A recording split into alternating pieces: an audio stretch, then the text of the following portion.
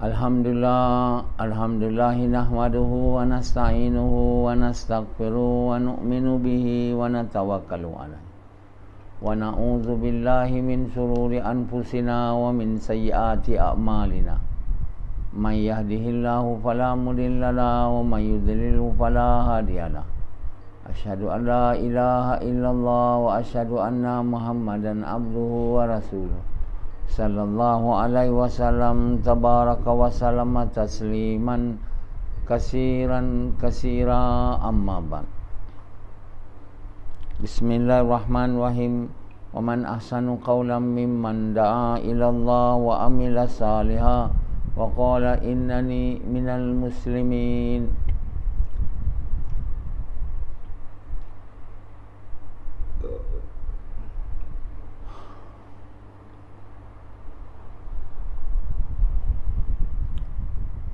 Tuan-tuan, bapa-bapa sekalian dan ibu-ibu sekalian, bukan satu perkara yang mudah untuk bagi bayan ni kalau tidak dibantu oleh Allah. Tak boleh satu orang bayan satu hari Melayu, satu hari Inggeris, seluruh dunia dengar tiap-tiap hari sejak bertahun-tahun. Tuan cuba fikir. Jangan tak fikir. Kalau tak fikir, tak nampak kebesaran Allah Subhanahu Wa Taala, keagungan Allah Taala. Kenapa kita boleh hafal ayat Quran dan boleh baca dalam sembahyang? Amma yatasaalun. Ayat tu panjang. Boleh hafal. Mungkin bolehkah kita hafal mana-mana buku lain? Tak boleh. Jadi Allah bagi tahu Quran tu mudah dihafal. Untuk menunjukkan keagungan dia, kebesaran dia yang hantar Quran tu. Kalau Quran tu ditulis oleh Muhammad, Quran tu tak boleh dihafal. Cubalah hafal mana buku lain dari Quran. Cuba. Kitab aja. Tak boleh hafal. Tapi kita tak berfikir, dalam tu pun kita tak nampak kebesaran Allah dan boleh menghafal. Apa lagi boleh faham? Takkan boleh faham tanpa Allah bagi faham. Tak boleh bayan Quran ni. Hari-hari lain-lain lah, bukannya sama. Saya bayan sama hari-hari. Walau Inggeris, walau bayan bahasa Melayu, isinya lain. Semua itu tanda kebesaran dia, keagungan dia, kehebatan dia. Jadi bila kita tidak berfikir, kita tidaklah ingat Allah, tidaklah memuji dia, tak adalah kita mengatakan Alhamdulillah, Maha Suci Allah. Itulah zikir sebenarnya. Zikir dengan fikir. Lepas fikir ada, datang zikir. Zikir tak buat kita fikir, fikir buat kita berzikir. Fikir apa? Fikir tentang kebesaran dia. Dalam benda yang kita lihat, kita fikir siapa yang buat ni, kenapa jadi begini. Nanti bila kita fikir begitu, akhir kita ingat Allah lah. Bila kita ingat Allah, baru kita puji dia. Ini tak ada. Fikir kita apa? Dalam benda kita nampak, kita fikir apa? Faedah benda tu, atau bahaya benda tu. Nampak duit, apa fikir? Supiat? Faedah. Faedah. Apa faedah duit? Beli barang. Boleh beli barang, boleh beli apa yang Sufian nak. Nampak duit dia. Apa fikir? Fikir apa barang duit tu. Mau yang fikirlah duit banyak boleh bagi aku. Kalau nampak makanan, apa fikir? Kalau sedap. Sedap. Namanya kelapa. Faedahnya bagi kenyang. Lagi fikir sedap. Air liur keluar.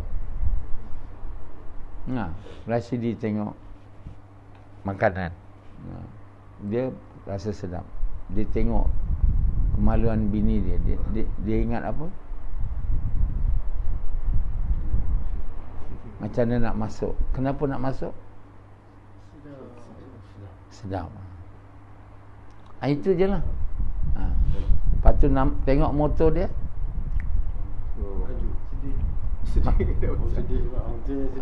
Bila tengok motor dia, dia nampak macam mana faedah motor dia. Bawa dia sana sini dengan kelajuan yang membanggakan. Dan 2-3 hari lepas, dengan motor tu dia jatuh. Motor yang dia fikir bagi faedah pada dia, dah jadi bagi bahaya pada dia. Jadi besi yang dalam kaki dia tu terhentuk dekat motor, hempap, sakit, bengkak. Dia tak boleh semayang di sini, tak boleh berjemaah, tak boleh dengar bayan, senyap sunyi, tak bagi tahu orang. Dia mau mati sendiri dengan tak ada siapa yang akan hantar dia ke kubur lah. Melainkan bini dia, yang tentulah tak larat bini dia. Telefon bini dia kita, Rashidi dah mati. Itulah kehendak Rashidi. Yang satu lagi, nampak faedah dalam kerja dia. Hari-hari kerja, bukan kerja 8 pagi, 4 petang, 4 petang, 4 pagi. Waktu yang semua orang tak nak kerja lah. Tapi bekerja. Sebab nampak dalam kerja, saya boleh dapat duit. Tapi dengan kerja tu dia tak dapat salat subuh, dia tak dapat gas pagi, dia tak nampak. Sebab apa dia tak nampak? Dia tak fikir. Kerja tu dia fikir, boleh tak dengan kerja ni aku dapat hidupkan, jaga agama aku. Dia tak fikir, tak boleh. Kalau habis kerja 2 pagi, aku balik pukul 3, tidur 4, lepas tu nak bangun pukul 6. Tentu tak boleh. Umumnya lah. Tapi nak juga kerja. Kenapa dia nak juga kerja? Sama, dapat duit. Kenapa dia nak dapat duit? Nampak faedah, boleh bagi ni, bagi tu. Jadi kita semua nampak benda-benda, itulah tanda-tanda sebenarnya. Benda-benda ni semua namanya tanda-tanda kebesaran Allah. Allah jadikan langit bukan nak tengok langit tu je. Cantiknya bintang-bintang, bulan-bulan, bukan itu. Allah kata, aku tidak wujud cipta langit dan bumi untuk permainan, idle play, tapi untuk menunjukkan kebenaran. Apa makna menunjukkan kebenaran? Langit dan bumi ini dicipta untuk menunjukkan kebenaran. Apa dia? Makna dia? Quran cakap macam tu. Apa benda dia? Kalau kau baca Quran, faham tak? Dalam penciptaan langit dan bumi ini bukan untuk permainan, untuk menunjukkan kebenaran. Tak tahu kamu kan? Bila kamu baca Quran ni, kamu tak faham. Kamu kena baca tafsir. Apa tafsirnya? Tafsirnya menunjukkan tiada Tuhan melainkan Allah. Dia Azri baca tafsir dah buku 9 dah. Buku berapa? Kamu buku berapa?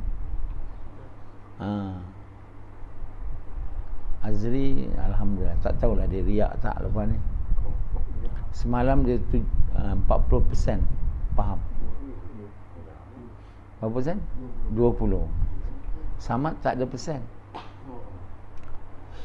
Jadi untuk menunjukkan kebenaran itu la ilaha illallah, tiada Tuhan melainkan Allah.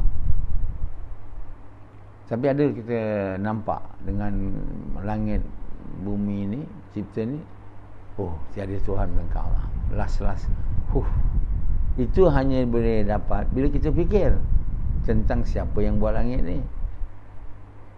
ada tak selain dia boleh buat langit ni? Tahu tiada Tuhan melainkan Allah. Inilah. Alah. Kenapa aku boleh hafal ayat Quran ni? Tak boleh kalau buku lain. Tiada Tuhan melainkan Allah.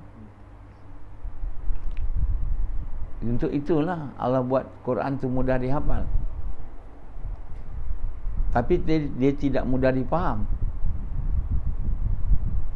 Dan dia tidak mudah diamal. Kecuali apa Samad? Kecuali dia orang takwa. Dia orang yang ada iman kuat. Sebab itu banyak boleh hafal Quran. Sebab Quran tu mudah dihafal. Untuk apa Allah buat mudah dihafal? Bukan supaya kita dapat masuk syurga. Tak boleh masuk syurga kalau hafal Quran je. Yang dipaham oleh semua orang hari ni, hafal Quran bukan boleh masuk syurga, boleh bagi syafaat lagi. Orang hafal Quran pun masuk neraka bila tak amal Quran. Jadi hanya menghafal Quran bukannya boleh buat masuk syurga. Yang dipaham oleh banyak orang, yang pahaman ni adalah salah. Quran ni mudah dihafal untuk Allah tunjukkan perkara yang benar. Tiada Tuhan melainkan Allah. Ada pernah tak kau dengar ni? Tak ada orang. Apa yang benar? Benar ni yang benar, yang sebenar-benar, benar-benar. Memang banyak benar. Tiada Tuhan melainkan Allah. Yang paling benar. Inilah asas kepada agama yang Allah beri pada kita. Sebelum kita dapat mengamalkan perintah-perintah Allah tu, yang Allah bagi tahu dalam Quran tu, asas ini mesti ada dalam kepercayaan kita atau dalam hati kita, ke tahap paling kurang yang Allah mahu. Tidak, tak boleh. Sebab itu orang banyak boleh baca Quran. Sufyan baca pun tak boleh. Boleh baca Quran tu. Tengok mengiling. Sufyan tak boleh baca Quran. Arab lah. Inilah orang Minang yang dikatakan kuat agama. Orang Minang ni tak pernah kata dia tak kuat agama tau. Semua kita. Dia tanya saya masa gas ya, Tuhan buat apa sekarang? Kau main orang Minang. Kita cakap tiada yang kuasa melainkan Allah kat simpang 3 ni. Budak muda dia tengok Tuhan sekarang tengah buat apa? Kau main. Satu lagi Minang, dah diterima belum kalimah awak tu? Cakap dia tak ada sikit kesit mah. Minang ni orang riak. Sangat riak.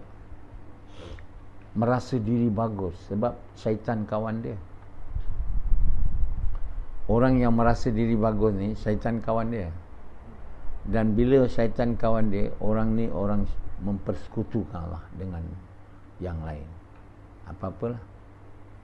Orang yang mempersekutukan Allah dengan yang lain, Allah bagi syaitan jadi intimate friend dia, kawan rapat dia, yang bagi nasihat kat dia. Dia akan ikut syaitan lah. Sebab itu bila kita tanya dia, bila kita cakap kat dia tiada Tuhan melainkan Allah, tiada yang berkuasa, saya nak tahu awak punya kalimah ni dah diterima belum? Maknanya dia punya dah diterima. Sebab itu dia boleh tanya kita. Dia tanya Allah tengah buat apa sekarang? Kenapa dia tanya? Sebab dia tahu Allah apa buat sekarang. Macam-macam Allah buat. Dia cakap Allah sekarang sedang tengok awak cakap dengan saya. Bukan itu je Allah buat. Allah mentadbir seluruh dunia ni. Semua Allah takbir, semua Allah buat. Bukan buat satu je. Orang Minang ni ada satu gerai minum, dia di sanalah dia duduk. Kedai pulut, sekarang dah tutup. Tempat dia berdendang, bercakap macam-macam. Tapi kalau kita pergi rumah dia, Ada menghentak tu. Siapa awak? Oh. Sampai ke hari ni tak ada orang Minang buat usaha ni. Kecuali Sufian yang tak buat usaha ni dengan betul. Tak mau. Bagaimana bersungguhnya saya nak dia buat, dia tak nak buat. Sekarang saya tinggalkan dia. Dia dah tak nak mau lagi. Dia tak nak. Dia tak nak jadi manusia beriman pada masa dia tak nak. Dia nak dunia. Dia nak dunia. Kerana masalah asasnya manusia ni apa dia nak. Itu mencorakkan jalan hidup dia lah. Apa dia nak. Ternyata terang lagi bersuluh. Sufian setelah lama dengar saya punya kuliah, bahawa kita kena nak Allah, tidak pernah berubah walaupun sesikit pun, sejengkal daripada maksud hidup nak dunia. Begitu juga semua yang lain, hanya nak Sufian dunia itu terlalu kuat. Maka bila nak dunia terlalu kuat, maksud hidup nak dunia, bukan nak Allah, maka tentulah jalan hidup cari dunia kan. Nak dapat dunia. Kalau nak dapat agama tu, cakap saya nak dunia, tapi agama nak juga. Dia dimasuk dalam juga. Saya nak dunia, tapi agama nak juga. Jadi kerana nak juga tu, kita buat usaha agama dengan juga je lah. Saya buat usaha dunia, tapi buat usaha agama nak juga. Kena juga. Jangan tinggalkan. Macam kita mau nak dunia, akhirat tak boleh tinggal. Dia tak boleh macam tu. Itu maksud hidup yang salah. Dia tak ada nak dunia. Saya nak Allah, tiada yang saya nak melainkan Allah. Itu. Tapi Samad pun tak sedia. Saya nak Allah, tiada yang saya nak melainkan Allah. Tak ada. Saya nak Allah, tapi dunia nak juga. Tak boleh. Kita hanya ada satu hati, kata Allah. Hati ni tak boleh dibagi pada yang lain. Sama ada dunia atau Allah. Kalau kita kata saya nak dunia, Allah nak juga, itu dah tak betul. Ada pula Allah nak juga pula. Allah bukan nak juga pula. Allah kata tak boleh ni. Saya nak Allah, lain semua saya tak nak. Macam tu boleh. Tapi Sufian dia tak ada nak Allah langsung. Dia nak dunia, dia main-main aja buat usaha agama. Dia tak ada ikut sangat cakap saya. Kenapa nak ikut sangat? Saya bukan nak sangat agama ni. Saya nak juga aja. Yang sebenar saya nak dunia. Betul tak Sufian? Betul tak Sufian? Betul. Apa? Betul. Jadi kerana dia tak menukar kehendak dia nak Allah tu, jadi tak jadi ya. Macam saya nak Allah, saya tak ada nak dunia dari dulu ni. Sebelum saya buat usaha agama. Ya. Saya bergaduh dengan bapa saya. Bapa saya cakap, kita bukan mau akhirat je, kita mau dunia juga. Saya tetap, kita akan kembali ke akhirat. Yang kita nak akhirat je. Bapa saya tak faham cakap saya tu. Tinggi je. Bukan makna kita nak dunia, apa-apa kan kita nak akhirat. Kat dunia ni kita langsung tak buat apa. Saya pergi belajar Australia. Saya jadi doktor optometris. Saya buat master. Semua tu saya buat. Bukan untuk dapat dunia, untuk dapat Allah. Itu yang maksudnya. Untuk kehidupan akhirat jadi betul, bukan dunia. Tapi mereka tak faham. Mereka kata kita ni mesti nak dunia dan akhirat. Dia tak betul macam tu. Ayat Rabbana atina fid dunya hasanah wa fil akhirati hasanatan wa qina azabannar. Ayat tu ditafsir oleh semua orang hampir. Kita nak dunia dan juga akhirat. Ini salah. Dia bukan ayat tu bermakna berilah aku kebaikan dunia dan kebaikan akhirat. Selamatkan aku daripada azab neraka. Bukan kita nak dunia dan nak akhirat, bukan. Nak kebaikan dan kebaikan ketika hidup di dunia dan kebaikan itu hanya datang bila kita dapat Allah. Sebenarnya ayat itu beritahu kita kena nak Allah, kerana Allah memiliki dunia dan memiliki akhirat. Kita tidak mungkin dapat kebaikan dunia dan akhirat apabila kita tak dapat Allah. Ni tak nak dunia juga dan nak akhirat. Tafsir ni. Ayat itu bukan tafsir nak dunia dan nak akhirat. Ini salah tafsir. Buya dia orang cakap. Oh tak, Rabbana atina fid dunya hasanah. Buya dia lecture. Jadi ustaz. Ustaz sesat. Mana? Ustaz yang mengajar kita nak dunia dan juga akhirat ni, ustaz mengajar ajaran sesat sebenarnya. Tapi itulah yang diajar di surau-surau, di radio-radio. Kita kena nak dunia juga. Kita tak boleh tinggal dunia. Kalau tidak, kita akan kalah. Kita tidak akan dimuliakan. Aduh. Jadi semua orang, termasuk orang yang dikatakan ulama lah, ustaz, maulana, terutama kat Malaysia lah, saya tak tahulah tempat lain, semua mengajar yang salah. Kita nak dunia dan juga kita nak akhirat. Ada yang mengatakan maksud hidup kita akhirat. Macam mana pula maksud hidup akhirat? Kita pun ada dunia juga. Maksud hidup kita bukan dunia, bukan akhirat. Maksud hidup kita mahu Allah. Nak Allah. Kita bukan nak syurga, bukan nak selamat dari neraka, bukan nak dapat baik dunia. Kita nak Allah. Allah memiliki syurga, Allah memiliki dunia, Allah memiliki akhirat. Apa yang susahnya nak faham? Kita dapat Allah, kita akan dapat semua. Kalau kita tak dapat Allah, apa pun tak dapat. Jadi maksud hidup kita yang sebenarnya ialah nak Allah, bukan ada setengahnya pula maksud hidup kerja dakwah. Dakwah maksud hidup. Mana pula dakwah maksud hidup? Dah tak betul lah. Itu pun mengajar ajaran sesat juga. Dakwah ni kerja, perintah Allah.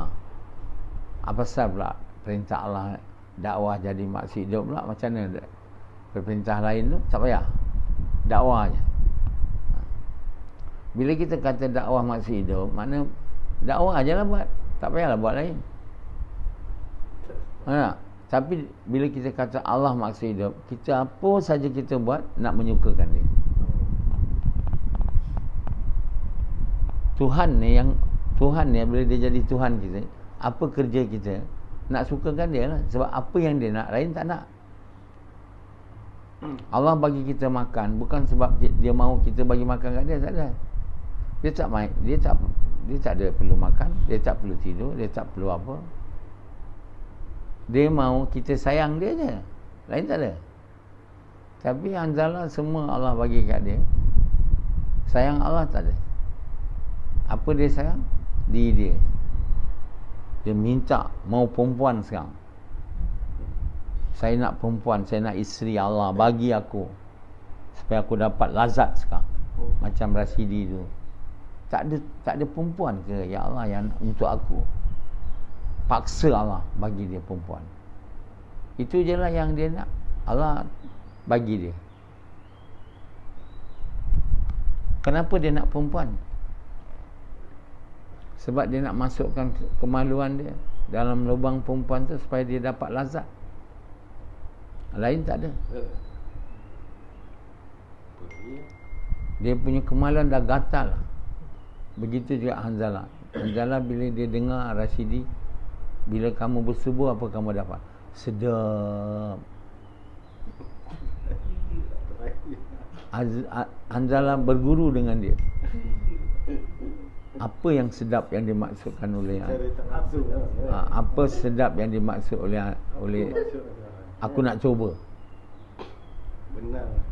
Jadi tuan yang mulia, manusia ni ya Allah Allah bagi semua tu bagi sedap, bagi makan, bagi minum, bagi udara. Hari ni masa musim Covid ni, orang mati sebab tak ada udara kan. Oksigen yang bagi tu pun dia tak boleh, paru-paru dia tak boleh ambil. Maka waktu tu dia akan tidur dan bagi pernafasan untuk mati. Bagilah salam kepada keluarga semua selamat tinggal. Tidur terus mati lah. Semua mereka yang final tu, yang masuk tu, yang tak boleh oksigen lagi. Oksigen ada tapi tak boleh diambil, tak boleh berfungsi lagi. Dia banyak mati. Oksigen Allah bagi, malam siang Allah bagi. Semua ni Allah bagi, bukan nak minta apa-apa. So bagi kat dia tak ada macam kita. Saya tolong awak ni ikhlas ya. Saya tak ada nak minta apa-apa awak balas pada saya. Allah SWT bagi semua apa saja keperluan kita untuk hidup kat dunia ni. Bagi kita isteri, kata Allah, supaya kamu tenang hidup, supaya kamu berkasih sayang, tenanglah. Semua ni Allah mahu satu je, kita mencintai dia. Tahu tak tu? Tahu tak Samad? Tahu tak? Tahu tak tu? Tahu? Percaya tak? Semua ni Allah bagi supaya kita sayang dia, cinta dia lah. Ini cinta pun tidak, suka pun tidak. Nak bini, nak itu, nak ini, nak itu, nak ini, minta itu, minta ini, minta itu, minta ini. Kalau tak dapat marah. Apa yang kau nak marah Allah pula tak bagi kamu tu? Kau kirakan apa yang Allah bagi kat kamu. Tulis kertas. Tulis. Selama ni. Apa lagi tak cukup untuk kita sayang dia, cinta dia. Kita bagi tahu je Allah bagi udara dah tak boleh pergi lagi dah. Udara ni berharga, free je. Tapi bila sampai waktu mati, benda free ni pun tak dapat.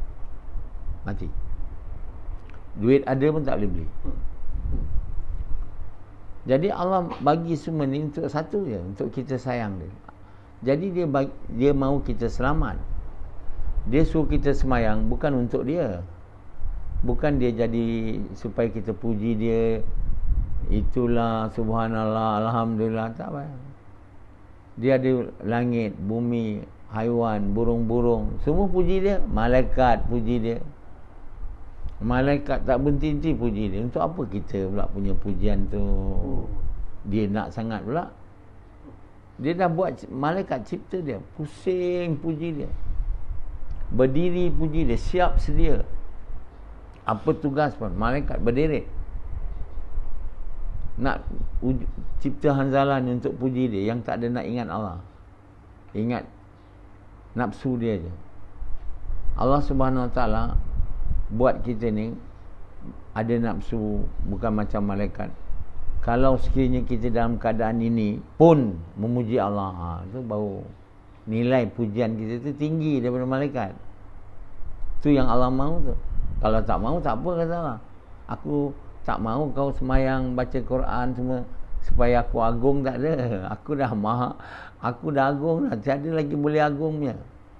Walau seluruh manusia ni puji aku, tak ada. Buat Allah punya keagungan tinggi lagi tak ada.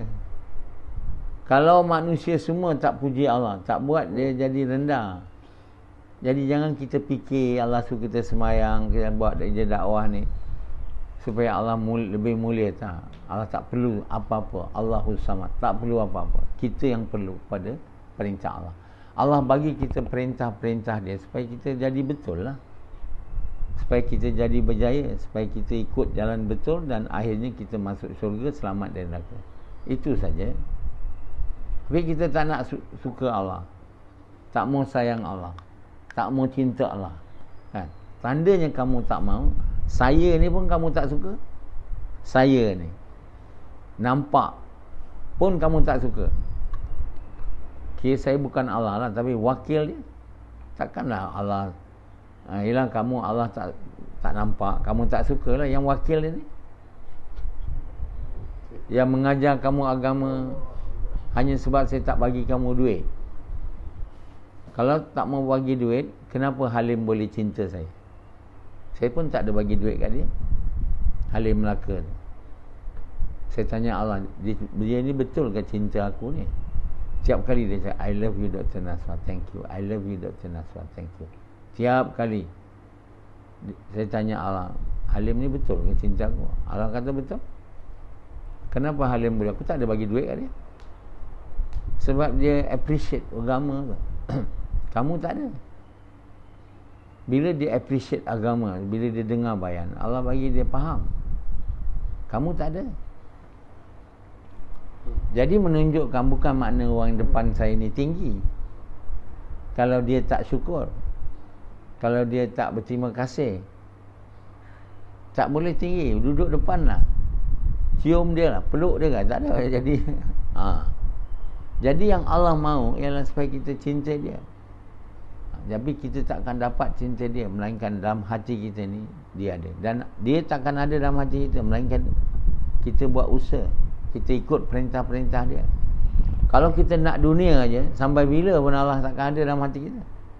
Macam Sufyan, dia nak dunia aja, dan usaha dia nak dunia juga, agama juga. Sampai bila pun Allah tak ada, dia tak nak korban dunia dia. Jadi cinta dunia bersemadi ke tunjangnya. Allah tak boleh masuk lah.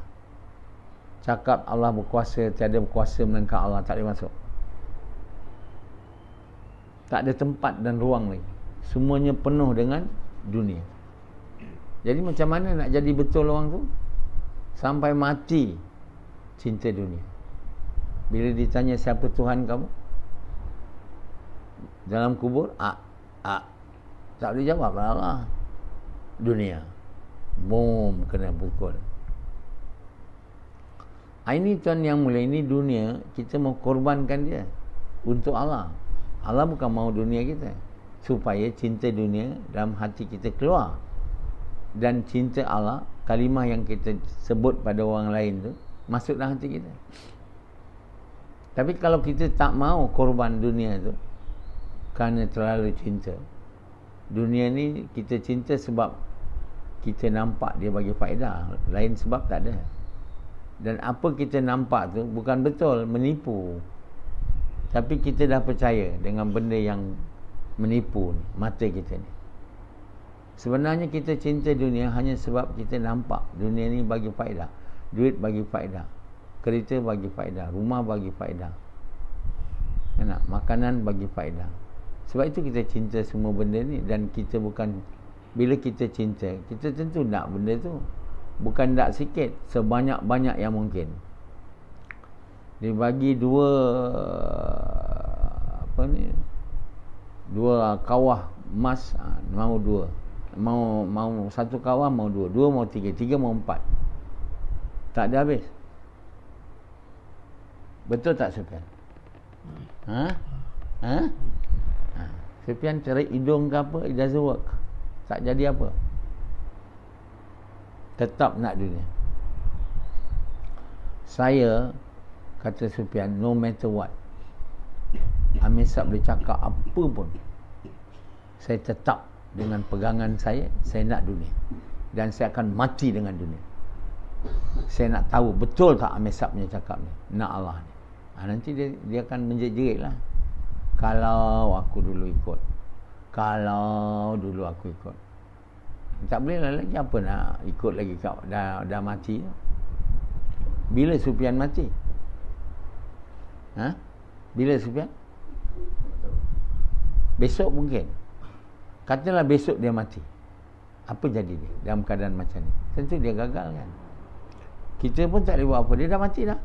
Dia pun tak boleh buat apa, tak boleh buat usaha lagi supaya cinta dunia tu keluar. Sebab degil, tak mau ikut. Jadi dunia ni, cinta dunia ni adalah asas kepada segala keburukan. Seperti mana cinta Allah ni asas segala kebaikan. Cinta dunia ni lawan pada cinta Allah ni, asas kepada segala keburukan. Kalau kamu mau cinta dunia, kamu mau asas kepada segala keburukan, maknanya kamu mau segala keburukan, maknanya kamu mau masuk neraka, tak mau masuk syurga. Sebab itu Allah, Nabi bagi tahu, semua akan masuk syurga bagi mereka yang mau. Sahabat kata, mana ada siapa tak nak syurga? Nabi bagi tahu tu, bagi mereka yang mau dari hati dia. Itu sebenarnya tafsirnya. Bukan dari mulutnya. Dari mulut memang nak syurga, tanya Sufyan. Kau nak masuk syurga tak, Sufyan? Kau mau masuk neraka tak? Tak nak. Itu mulut dia. Hati dia, dia nak masuk neraka. Dia tak mau masuk. Sebab perbuatan dia.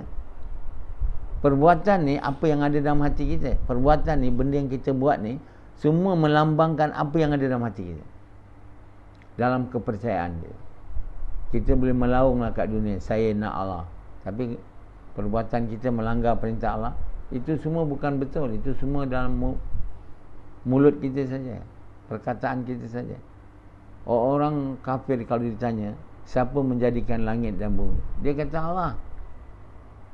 Kata Allah pada Nabi, tanya dia orang, kalau Allah menjadikan langit, kenapa kamu masih tak mau percaya kepada Allah? Diam dia. Kenapa kamu tak mau percaya pada Allah kalau kamu kata Allah menjadikan langit dan bumi? Sebab yang dia cakap Allah menjadikan langit dan bumi bukan daripada kepercayaan dia, daripada pengetahuan dia, daripada mulut dia, bukan daripada hati dia. Tanya Rashidi, siapa yang buat kamu jatuh dan sehingga kamu tak boleh jalan? Siapa? Allah. Itu dari mulut dia. Dalam hati dia tak. Jatuh sendiri. Dalam hati dia bukan Allah yang buat. Jadi berbeza dengan orang yang percaya Allah buat, dengan orang yang kata Allah yang tahu Allah buat. Orang kafir yang kata langit dan bumi dibuat oleh Tuhan Allah ialah orang yang tahu. Macam mana orang hari ini yang banyak mengatakan dia orang Islam dan pun mengatakan Allah buat. Yang bukan Islam pun Allah buat. Jadi apa beza dia? Bezanya Allah tak dengar apa yang mulut tu cakap. Allah tengok hati dan amalan. Kenapa Allah bagi tahu Allah lihat hati dan amalan? Sebab dari hati lahirnya amalan, bukan dari mulut lahirnya amalan. Sebab itu orang kafir tu tak menyembah Allah, tak menganggap, tak percaya Allah tu Tuhan yang satu dan tak taat perintah dia. Sebab dia cakap yang menjadikan langit dan bumi itu Allah hanya dari mulutnya, bukan dari hatinya. Innal ladzina qalu rabbuna Allah summa istaqamu. Sungguhnya mereka yang berkata, Allah tak cakap situ dengan hatinya, berkata Tuhan aku, Rabb aku adalah Allah, summa istaqamu, mereka istiqamah dalam taat perintah Allah. Itu bukan berkata dari mulutnya, berkata dari hatinya. Innal ladzina qalu rabbuna Allah. Itu tafsirnya. Jadi manusia hari ni tak ada nak usaha atas hati dia. Dia ingat dia dah tahu siapa yang buat langit dan bulan, Allah. Siapa yang bagi makan, Allah. Siapa yang bagi kamu ni, Allah. Itu dia ingat dia dah ada iman. Dia tak ada iman tu. Iman ni apa yang kita percaya. Apa yang kita tahu bukan iman. Ya tak? Jadi Hanzalah kalau ditanya, siapa bagi dia semua yang dia ada duit gaji dia tu? Kalau ilmu dia kata company dia lah. Tapi kalau dari hati dia yang ada Allah, dia akan cakap Allah, tapi dia takkan. Dia akan pura-pura cakap Allah. Siapa yang bagi duit kat kau, Hanzalah? Dia akan cakap. Tanya orang kafir juga, siapa yang bagi duit? Dia kata Allah juga. Sama macam jawapan Hanzalah. Kedua-duanya tak taat perintah Allah. Boleh masuk syurga? Tak boleh. Sebab itu Allah tak lihat lain. Allah lihat hati, apa kita percaya, dan amalan. Kenapa amalan? Amalan yang ikhlas lah, amalan yang baik. Allah tengok amalan, tapi Allah tak terima amalan buruk. Amalan yang dibuat untuk sukakan selain Allah tak ada. Tujuan Allah jadikan kita untuk kita cinta dia, untuk kita beramal untuk sukakan dia. Lain tak ada. Kalau kita beramal untuk sukakan diri, dia tak diterima. Untuk dapat pahala, dia tak dapat terima. Untuk dapat syurga, tak dapat terima. Allah mahu amalan yang ikhlas. Ikhlas maksudnya beramal untuk sukakan Allah. Dan ini hanya dapat dibuat bila Allah ada di dalam kepercayaan kita. Untuk Allah ada dalam hati kita, kepercayaan kita, dunia mau keluar daripada hati kita yang sekarang ni bertakhta dengan begitu hebat di hati kita. Dunia itu bertakhta. Sebab itu P.Ramlee takkan cakap seumpama dunia milikku, aku dapat kamu ni, wahai Saloma, macam dunia aku dapat. Dia bukan nak Allah, dia nak dunia. Sekarang P.Ramlee dah mati, baru dia tahu yang dia nyanyi tu dan mengajar semua orang supaya nak dunia adalah perkara yang salah. Baru dia tahulah. Dia pun tak dengar ceramah saya. Waktu tu pun saya tak berapa nak boleh bagi ceramah. Tak ada siapa pun bagi tahu dia yang kamu kena nak Allah. Selama ni pun tak ada orang bagi tahu. Tak tahulah kalau Allah maafkan dia, saya tak tahu. Kan? P.Ramlee dah salah. Kan? Dia pun mahu hidup 1000 tahun lagi. Nak dunia. Kan? Bukan P.Ramlee je. Semua orang, termasuk yang dikata agama, termasuk ustaz, semua nak dunia, nak nama, nak itu. Semua manusia ni tertipu dengan dunia ni. Dunia tu menipu, permainan dan senda gurau. Dia tak ada kelazatannya dalam menipu. Apa yang benar, yang kekal abadi, amal yang baik, itu yang benar. Jadi kalau kita tak ada Allah dalam hati, ada dunia, jalan hidup kita nak cari dunia, nak cari yang palsu, nak cari yang sementara. Dan kita beranggapan itu betul sebab syaitan musuh kita telah mententeramkan hati kita dengan ucapan, teruskan, ini betul, kamu di jalan yang betul, nak dunia ni betul, teruskan, sampailah kamu mati dan di akhirat kamu bertemu dengan dia. Allah lihatkan kawan kamu tu nanti, dan di situ kamu bertengkar, engkaulah yang menyesatkan aku. Kalaulah baiknya aku dengan kau ni jaraknya jauh antara timur dan barat, alangkah bagusnya. Allah kata kamu kedua-duanya bersalah, kedua-duanya masuk neraka. Waktu tu baru Sufyan menyesal menjadikan syaitan kawan dia. Semua orang menyesal, tak ada orang yang tak menyesal. Tak ada nak kawan dengan syaitan ni. Tapi apa guna waktu tu? Sekarang ni macam mana tak nak kawan dengan syaitan? Mau jadi orang yang beriman kepada Allah ke tahap yang Allah mahu, baru Allah buat syaitan tu bukan jadi kekasih kita. Baru lama-lama syaitan yang ada pada kita tu dah lemah atau mati, baru kita dapat khusyuk dalam sembahyang. Dia tak kacau lagi. Kalau tidak, selamanya nak tahu syaitan kawan kamu, nak tengok sembahyang kamu. Boleh ingat Allah tak? Kalau sembahyang kamu ni tak pernah khusyuk macam Hanzalah, syaitan teman dia lah. Kau percaya tak syaitan teman kau? Kenapa syaitan jadi teman kamu? Sebab kamu masih mempersekutukan Allah dengan yang lain. Allah dah bagi jalan macam mana nak buat syaitan kalah. Kalau kamu tak tahulah. Saya ada bagi tahu dalam Quran tu, kalau tak nampak. Iaitu jangan mempersekutukan Allah ke tahap yang Allah tak mahu.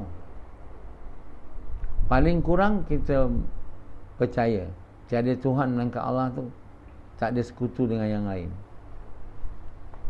Makin tinggi kita punya kepercayaan tiada Tuhan melainkan Allah, makin kita dapat mencintai Allah, dapat mencapai maksud di mana Allah jadikan kita, iaitu untuk menjadikan Allah kekasih kita. Okey.